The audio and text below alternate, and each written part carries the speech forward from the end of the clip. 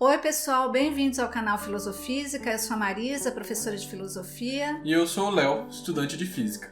Bom, dessa vez a gente vai fazer o react da música Não Passarão do Johnny. É uma música nova, né? Eu já conheço o Johnny de algumas batalhas de rap, eu já vi alguns vídeos react dele também, eu gosto bastante dele. Eu acho um trabalho muito legal que ele faz e a gente ficou curioso pra ouvir essa música. Bom pessoal, a gente tá fazendo esse vídeo aqui no improviso porque o nosso último vídeo que a gente postou ontem, dia 25, ele foi bloqueado pela produtora da música, que era a música Brasil Colônia. Eu vou postar esse vídeo no Instagram, pessoal, lá no IGTV, só pra vocês verem como que ficou, porque muita gente pediu esse vídeo, a gente gostou bastante da música, então a gente detalhou ali as coisas que a gente mais gostou, mostrou a nossa interpretação, então eu vou deixar lá no IGTV, quem quiser ir lá assistir, me segue lá no Instagram e vai lá olhar, beleza? Bora pro vídeo? Bora!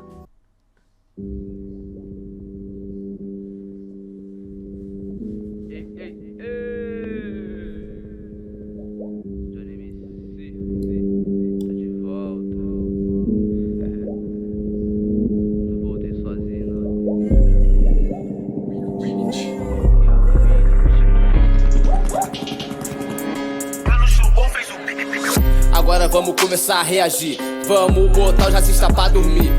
Racista não passarão. Vão encostar com o bigode no chão. Agora vamos começar a reagir. Vamos botar os racistas pra dormir. Racista não passarão. Machista não passarão. A favela torcendo pelo auxílio emergencial e vocês perdendo tempo com rap comercial. Uns compradores de letra, nem era pra vocês terem direito autoral.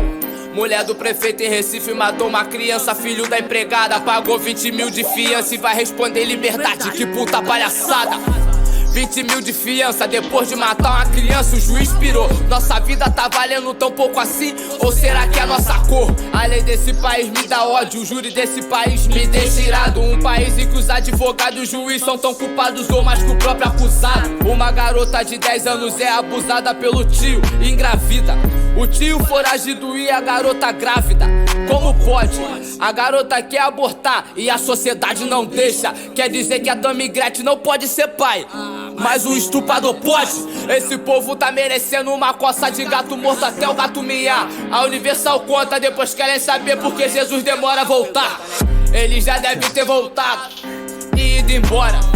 E pelo visto o inferno é onde a gente está. Ou tá voltando e desistiu no meio do caminho, é foda. Olhou pro Brasil e viu que não tinha quase ninguém pra salvar. Racista não passarão, machista não passarão, fascista não passarão. Vamos começar a passar fogo em vocês, pois vocês não vão nos calar, vão até tentar. Até a hora de cair a ficha e vem, que agora é a nossa vez. E quem diria é nós de pé. E essa é a reviravolta dos moleques sofredor. Eu nem sou do Rio de Janeiro, mas sou mais um brasileiro cujas balas ainda não acertou. Falou por nós tanto de nós que mais cedo a bala leve nunca nem viu balaclava. Hoje eu vi um lindo negro anjo deitado cheio de sangue. Ao invés de ambulância tinha um carro da TV. Podia ser eu ali, ao invés de ser quem vi deitado na cova rasa. Eu não corro mais por esporte, eu não sei se tá vivo é sorte, mas no país que eu vivo é o que parece ser. 5, 7, 12, 18 e 24 são as médias de idade que eu já vi um preto morrer. Mas se o acidente fosse com o filho da patroa, ia ser prisão perpétua sem chance de recorrer. Vocês querem falar da natura, mas não paga nem pensão. E ao invés de comprar leite, comprar uísque pros parciais. Quem me disser, eu não sou pai do meu filho, se mesmo sendo mulher. Sempre fui homem da casa, só fala de amor quem ama, só fala de dor quem sofre. Só devia falar de crime quem já viveu na função. Mais fácil apontar o dedo que tentar mudar o enredo. Eu sinto o cheiro do medo e recuar não é opção. Eu nasci com o alvo na pele, no peito tem coração. O sangue é da mesma cor, pena que a justiça não. Nossa, bora.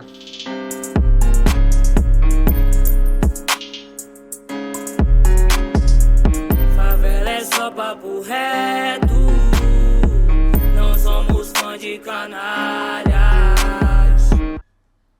Acho que isso é uma música, eu não tenho certeza qual é agora. Muito legal essa música, eu conheci algumas outras músicas do Johnny. Eu gosto muito desse trabalho que ele tem feito, assim, abordando esses temas, passando esse rap de mensagem, é muito reflexivo. E a Winnet também, cara, a Winnet é insana de bom, né? A gente já virou fã dela aqui, porque que artista incrível, cara. A maneira como ela canta, a mensagem que ela passa, muito boa. Essa música é muito legal mesmo. Parabéns ao Johnny, parabéns ao Winnet. Já vi muita gente falando, o flow do Johnny isso e aquilo e tal. Eu acho até legal a gente abrir essa discussão aqui, porque quando a gente tá ouvindo uma música, nós aqui, a gente não tá prestando tanta atenção no flow. Claro que é importante, sim, mas a mensagem é a coisa que mais nos toca, é a coisa que mais nos impressiona aqui, sabe? E o Johnny, ele é um artista muito legal nesse sentido, com as músicas que ele tá escrevendo, né? As músicas que eu já ouvi dele. E a Winnet também, sabe? Então, muito bom. Isso é legal também a gente poder discernir o flow da mensagem, o ritmo e tudo mais, porque é um conjunto de coisas ali, só que o que a gente gosta mais aqui em casa, pelo menos, é da mensagem mesmo, sabe?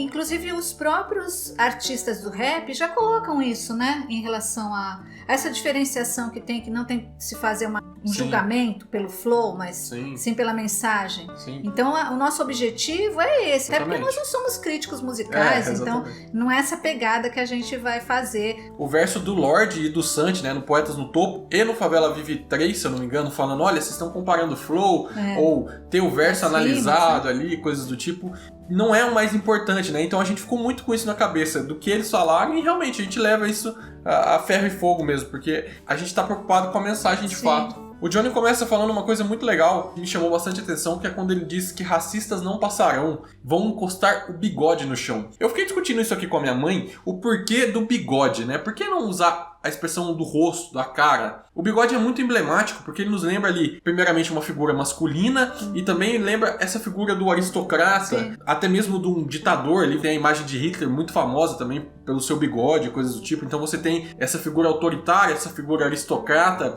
essa figura de um homem, reproduzindo ali uns conceitos atrasados, os valores medievais. E aí, quando ele diz, vão encostar o bigode no chão, nos lembra essa imagem, e me parece ser proposital isso, não usar simplesmente o rosto no chão, o bigode. Até o bigode sendo um atributo do macho, né, da superioridade. Então foi muito legal essa referência que ele fez mesmo, que poderia ter utilizado o rosto e aí coloca bigode para deixar bem claro a mensagem que ele está passando. Ele cita novamente, que eu acho que é muito importante, a gente estava conversando sobre isso, como é legal ficar falando mesmo, ficar pontuando, ficar citando essas tragédias que nós vimos acontecer, que a gente vê com tanta frequência no Brasil. Exatamente. Ele fala sobre a questão da mulher do prefeito em Pernambuco, em Recife, deixou o menino Miguel sozinho no elevador, apertou o botão do elevador e a criança acabou caindo, e foi toda essa barbaridade que aconteceu, e que ela simplesmente pagou uma fiança de 20 mil reais e está aí respondendo o processo em liberdade.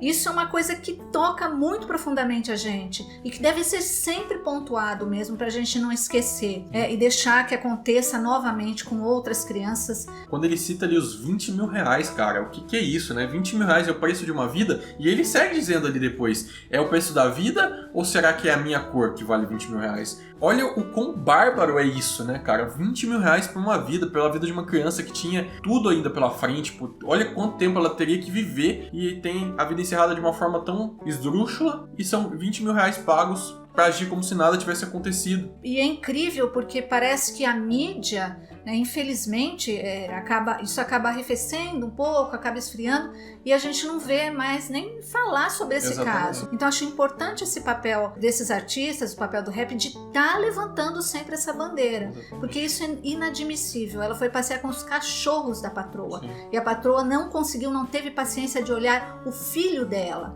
porque ela era empregada e ela não pôde ficar em casa na quarentena porque ela tinha que trabalhar, porque em Pernambuco foi considerado os serviços das funcionárias de casa, foi considerado serviço essencial, ela não podia ficar em casa. Então tem que realmente tocar nessa ferida. E é interessante também porque se não fosse o rap falando dessas barbáries que ocorreram, ninguém mais estaria falando. Como você disse, a mídia não fala mais disso, é como se não tivesse acontecido. Então tá aí mais uma vez o papel importantíssimo do rap de estar sempre relembrando essas causas. Ele também cita a garota que foi abusada pelo tio e acaba engravidando, e virou uma comoção nacional isso, com manifestações. E aí ele faz essa reflexão de que a sociedade não quer deixar a menina abortar, mas a Tami não pode ser pai, mas o estuprador pode.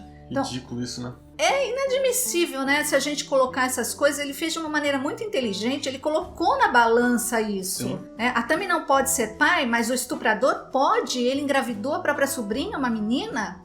E muita gente vai rebater esse argumento dizendo, a Tami não pode ser pai porque ela não é homem biologicamente, coisas do tipo, é óbvio que não pode ser pai. Mas aqui é nítido que ele está falando num contexto social, ninguém aqui está discutindo a biologia. E isso é um outro assunto também que eu acho engraçado, são dois fatos que eu acho engraçado quando a gente está discutindo assuntos como esse. Primeiro as pessoas que não têm nenhum respaldo científico começam a se tornar especialistas naquele assunto para corroborar a sua opinião. E aí elas usam a ciência, estão sempre negando a ciência, mas naquele ponto ela usa a ciência para tentar reforçar o seu argumento, como se a ciência tivesse esse papel. Isso é muito hipócrita quando acontece. A ciência não está aqui para satisfazer suas opiniões. Essas pessoas elas pegam um retrato de um consenso científico para satisfazer as suas opiniões. Só que de nenhuma forma o pensamento científico funciona dessa forma. Como diz o Carl Sagan, a natureza não é boa nem má, ela é simplesmente a natureza, não está aqui para atender os padrões dos seres humanos ou os argumentos deles, sabe? Então as pessoas fazem muito isso.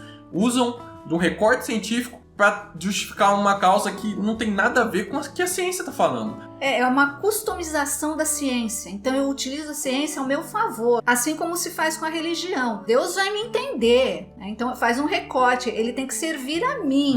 Assim também se faz com a ciência. Ela tá ali para me servir. Então, ela tem que atender aos meus valores. Sim. Então, eu vou pegar a ciência e adaptar aquilo que eu acredito que seja certo, bom, Sim. mal, verdadeiro, justo. E não é assim que funciona. Não, de longe. E é até irônico também, porque esse argumento biológico, ele é recortado de uma maneira tão esdrúxula, como, por exemplo, as pessoas estão falando aqui, olha, a Tami não pode ser pai porque biologicamente ela não é homem. Aí, quando você vai debater o aborto, eles esquecem toda a biologia e começam a utilizar argumentos religiosos e morais. E aí os valores morais ganham força, em detrimento do científico. Eu tô falando isso, pessoal, porque na biologia não existe um consenso do que é vida, tá? A gente não tem essa definição precisa do que é vida e do que deixa de ser vida. Até porque, se nós partirmos do pressuposto puramente biológico, ignorarmos os valores sociais, nós devemos considerar um inseto como vida, uma planta como vida. Então, quando você está pisando num inseto, você também está cometendo um assassinato. E não é assim que a gente está julgando, né? A sociedade não julga dessa forma. Olha esse recorte científico que está sendo feito ali, né? A gente está usando a biologia para satisfazer as minhas opiniões, mas quando ela deixa de concordar comigo, eu ignoro tudo aquilo que existe. E aí eu apelo por valor religioso, valor moral, falando que um feto é vida, falando que aquilo ali é uma vida desde que foi fecundado e coisas do tipo, sendo que na biologia a gente não tem esse consenso, sabe? Na ciência não existe esse consenso. Ou mesmo que o valor da vida humana é mais importante do que do restante da natureza. Exatamente. Então, todas as vezes que vocês verem as pessoas fazendo isso, pessoal, apontem a hipocrisia disso. Porque isso não pode acontecer. A ciência não tem que ser usada como recorte para satisfazer as opiniões de alguém. Inclusive, em relação à religião, ele faz uma referência muito importante, cita até o nome de uma igreja, dizendo que depois querem saber por que Jesus demora a voltar.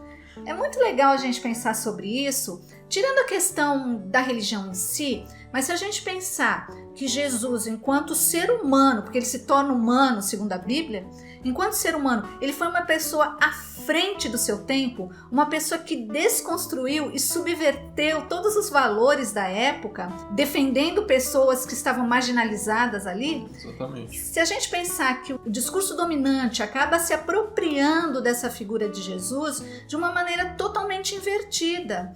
Então não é mais aquele Jesus que está ali defendendo as pessoas marginalizadas, pobres, passa a ser então Deus que vai julgar, que vai estabelecer o que é certo ou errado, punir, condenar ou proporcionar uma vida de benesses depois da morte. Então é muito interessante a gente pensar nesse sentido que de fato se ele voltasse hoje, se Jesus voltasse, como ele iria ver esse mundo e avaliar o que estava acontecendo, quem ele iria defender? É porque tá muito complicada essa visão. Além do que, ele faz essa referência também, a gente pode levantar essa bola aí, sobre a questão da masculinidade. Então Jesus, homem, é Deus na figura do homem, fazendo essa cisão novamente, referendando um discurso que é dominante, Exatamente. Que é do machismo, do patriarcado, do homem enquanto o homem, não a espécie, mas o homem enquanto o gênero dominante. É interessante porque se você pensar, a figura de Jesus, como a minha mãe disse, sempre foi essa figura de um homem à frente do seu tempo. Você tem até mesmo a discussão se isso foi pautado em Sócrates ou não, né? Existe essa discussão ali em torno da figura de Jesus. Mas, hoje em dia, você tem a apropriação dessa imagem, dessa pessoa à frente do seu tempo, com o conservadorismo. O conservadorismo se apropriou disso. E olha o quão irônico é isso, né? Como que uma pessoa pode ser conservadora e completamente à frente do seu tempo nos quesitos morais, né? Nos valores. Fica aí a reflexão. Fica a reflexão. É uma coisa que eu não havia prestado atenção, o Léo me chamou a atenção para isso, para eu perceber, porque as palavras realmente no rap a gente sempre fala, tem esse poder, né, de mostrar além da palavra, aquela realidade que está querendo ser dita além da palavra. Quando ele diz, vamos começar a passar fogo em vocês, esse fogo ganha um novo sentido.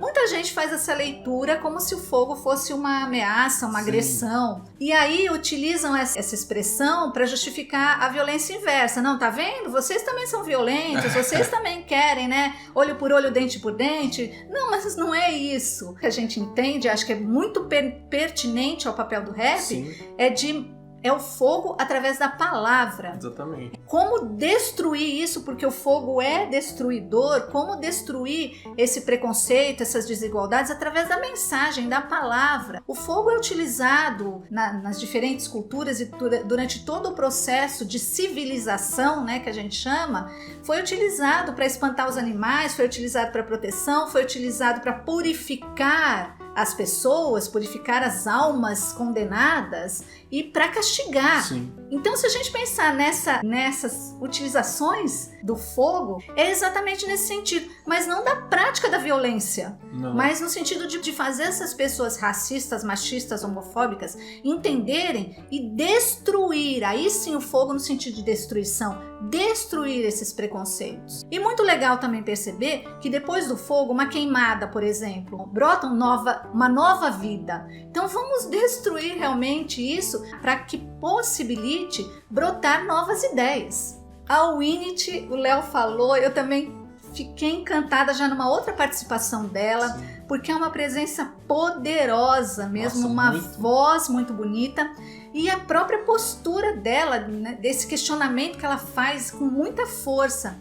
E ela já começa ali numa reflexão que machuca bastante, mas que a gente tem que pensar. Eu sou mais uma brasileira cujas balas não acertou. Essa realidade do povo brasileiro de estar fugindo das balas.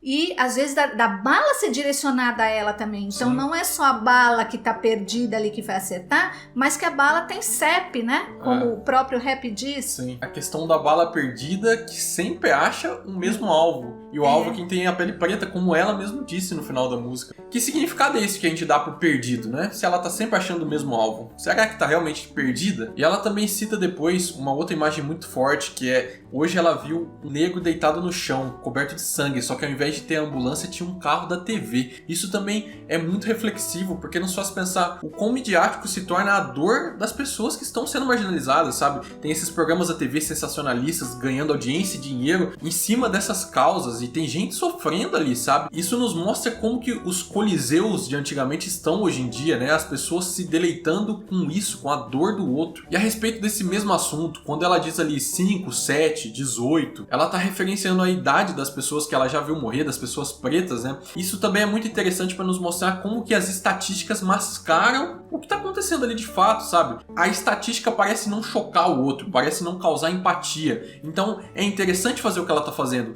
demonstrar por meio de idade, por meio do nome, por meio do CPF, por meio das famílias, a dor que aquilo causa, sabe? Uma bala perdida tem um impacto, não é somente na pessoa que morreu, são em várias famílias, são em várias pessoas que sentem aquela ausência, tem a sua família desestruturada por causa dessa bala. Quando você julga tudo isso por meio de uma estatística, simplesmente perde todo o impacto, toda a empatia que aquilo deveria causar nas outras pessoas. E eu acho que é por isso que a gente vê tanta barbárie, assim, principalmente na época de pandemia, como nós estamos vendo hoje em dia, mais de 200 mil pessoas que morreram, e a mídia trata aquilo só como uma estatística, o governo também, só que foram 200 mil famílias que foram desestruturadas. Ela também conversa ali com o Johnny a respeito dessa construção social que existe no papel da mulher, falando que a mulher não pode ser pai, porque biologicamente, né, como a gente estava dizendo anteriormente, e ela tá falando ali, não, eu sou pai sim, porque fui eu que criei, porque essas pessoas que estão falando aí que são pais, são as mesmas que não pagam a pensão, não compram leite, mas estão comprando uísque pros amigos.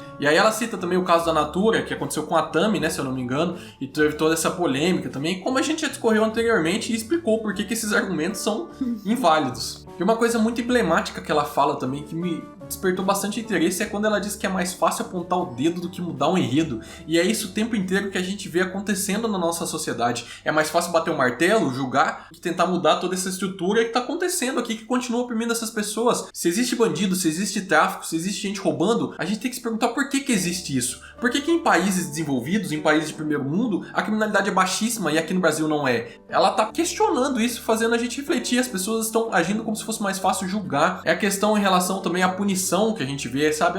Tem que castrar o estuprador, tem que matar os bandidos. Mas isso, você não tá resolvendo a criminalidade. Quando você fala que você vai castrar um estuprador, você tá querendo punir depois que o estupro já aconteceu.